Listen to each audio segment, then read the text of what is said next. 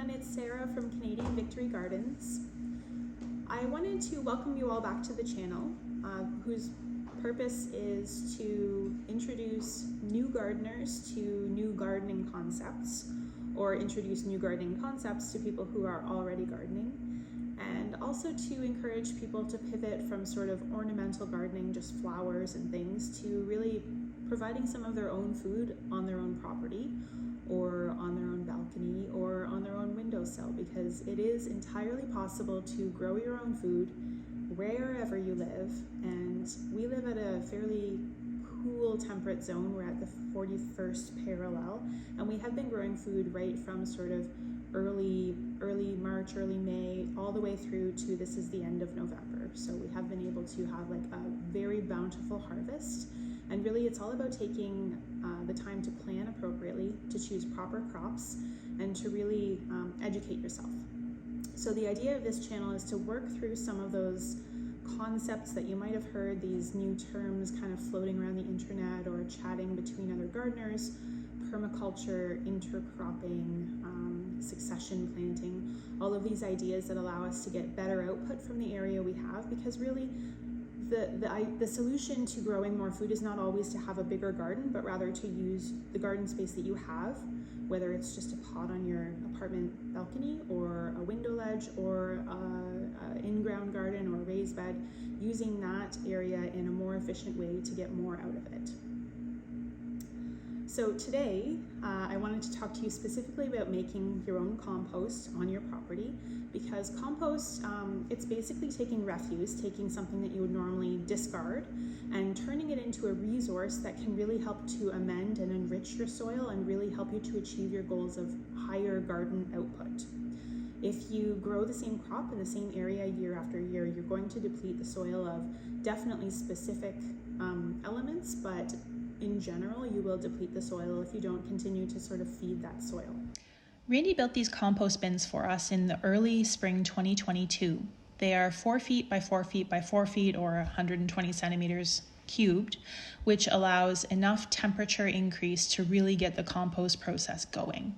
We haven't turned these compost bins since we added at the end of September. After I harvested all of our tomatoes, I clipped all of the tomato vines out of the garden and put them into the compost bin. And our compost bins were both a couple of feet above the edge of the wood at that time, and we've allowed everything to kind of settle and start decomposing, but now is definitely time to turn. The temperature has changed. I just stole that stick that I pulled out.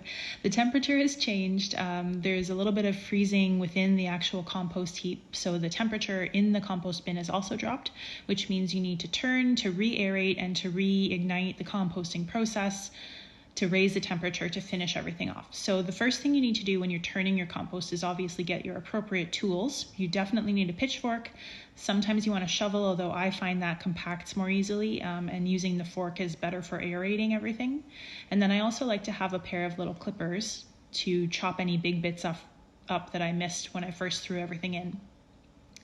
When you're turning, you want to turn things from the outside edges to the middle of the compost, and from the middle to the outside edges, just to allow everything to really get fully composted and fully decomposed. When you put items into your compost initially, you need to actually be layering a green layer, as in items that are green and nitrogen rich, with a layer of browns, which are items that are sort of cardboard, paper, dry things. And the carbon rich and the nitrogen rich will mix together, and then you aerate them in this way after to mix it all up and to keep things going. There's a spoon that was made of bamboo that obviously is not decomposed yet, but we'll leave that in there for a while longer and allow things to happen. So as I said, we piled all this up at the end of September. It was quite high. It's really, really reduced, and now is the end of November, and we're about a third of the height in. This is what it looks like now that I've finished piling everything up and turning it around in the first bin. So we're going to add the second bin into the first bin to make one giant pile. You'll notice that I actually have grass growing in the second bin, so it's definitely an indicator that it's time to give it a turn. So you'll see I can grab things from the middle of the fuller bin to put it to the edges of the other bin and allow things that were maybe in the cooler part of the compost pile to warm up more and things that were in the warmer part to cool down a little bit, and hopefully get a really homogeneous mixture of everything decomposed at the same amount. As I'm going through, you'll definitely see pieces of things that have not decomposed, not just brown stuff, not just sticks, but you'll see some tomatoes that kind of got mixed in that didn't decompose yet, and some other bits and pieces like the sod that has tried to start growing grass. And every time I find a bigger piece, in this case a stick, I try to chop it up into smaller pieces because that will allow it to decompose faster, more surface area for the rot to get into and really get that broken down. I have a couple of tips to get you started with composting. There are several common composting mistakes that are actually really easy to resolve.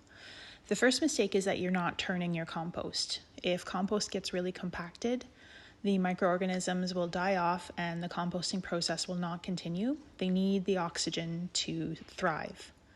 The second mistake is not adding moisture to your compost or adding too much moisture and making it too wet.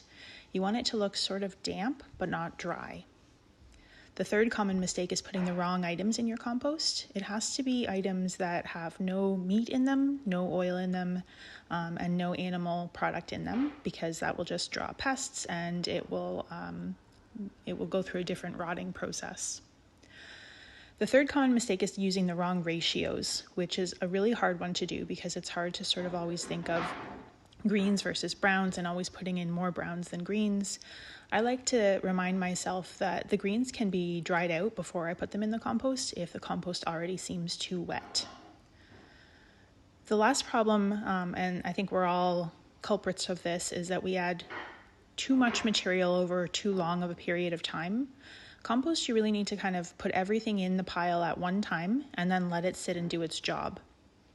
Compost goes through a process where there's organisms that come in at the start, in the middle, and then at the end of the process. And if you keep adding fresh material, it never truly finishes composting. That's why I like to have two bins, so I have things to turn into, but also I can fill one side up and then start adding to the other side while the first side processes. There's some really good indicators that it's time to turn your compost if you haven't already, and there's a lot of discussion. You can turn your compost every day if you had the time, and that would help speed up the process. But really, good indicators that it is actually time to turn your compost are, as I showed you with this one, there's things growing out of ours, so those need to be turned over so that they don't keep growing.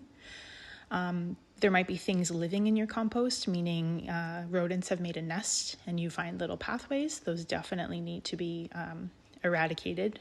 Just if you break up their nest, rodents are much less likely to come back again. If it has a weird smell to it, it probably means that it's too wet and you need to aerate to get more oxygen in so that things can decompose aerobically rather than anaerobically. And if it looks dry, it definitely needs to be turned and maybe even add a little bit more moisture to it. I've finally gotten to the bottom of this side of the compost bin. It's a little bit wetter than I like on this bottom part, so definitely good that we're turning it to get things back on track. And again, you can see some little bits of things growing. Now, I did not cut up the tomato vines when I dumped them into this compost bin to start their process, and I'm really regretting it now. But it's nice you can see all the different layers from setting up the compost, the browns and the greens, the layers of straw and sod and tomato vines. And as I'm slowly digging all of this out, I'm realizing that it's very entwined because I didn't cut up those tomato vines. So I highly recommend when you put things into your compost bin, especially tomato vines, that you should cut them into small pieces to accelerate the decomposition and just to make it easier for yourself to do your work. I really like the design of these compost bins because the door, the front part, comes off in two pieces.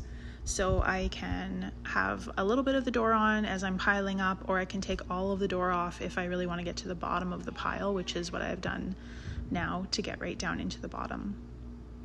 As I get lower and lower into this pile, I'm finding more pieces that are like really big pieces that need to be broken up. I don't even know what that is.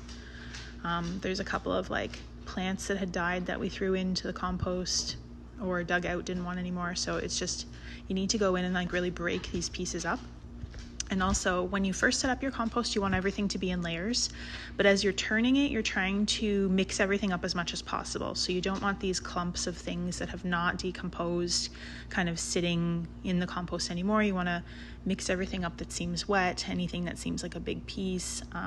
When I get to the bits of straw, we need to spread the straw around rather than having it in a big pile. I really think that having like a big pile of straw in one little section of the compost will just encourage rodents to come and make a nest there where it's dry and warm.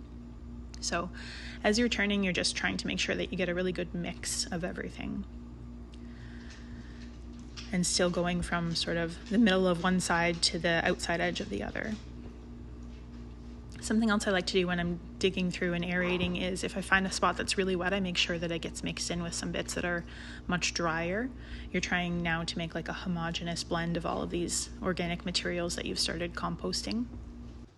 This last side that I am trying to dig out is frozen and really hard to get apart because it is the windward side.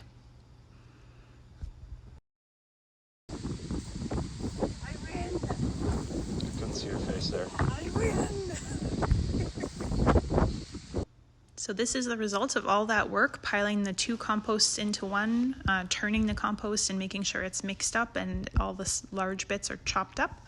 We'll let it be piled up above the edges, and we'll find in a couple of weeks that it is sort of slowly flattening itself out and really turning into some mature compost ready for the spring use. In addition to the normal composting method that we've just demonstrated, there are a few other ways to compost, including this barrel type composter with sides that open where you can have a adding side and a leaving it to rest side. There's also vermicomposting, which is worm composting that you can do inside of your house over the winter. And there are tabletop composters. We just add our kitchen scraps, tissues, bits of cardboard, newspapers, anything else that might be able to go into the composter over the winter. And this prevents the rodents from gathering at our open compost. And the process is a little bit faster in that you're aerating every time you turn the composter when you add material. So I wanted to thank you all for watching our video on composting. And if you have any questions, feel free to post them as a comment underneath of the video. We also have other videos posted on different gardening topics, and we will publish more soon.